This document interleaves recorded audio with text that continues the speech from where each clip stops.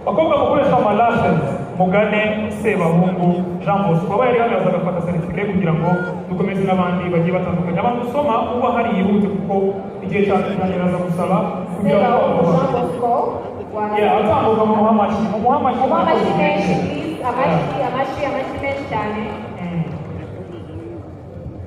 babafata n'agafoto kuko ari umuhungu biraba byiza ari kumwe n'umukobwa abafotografe batwegera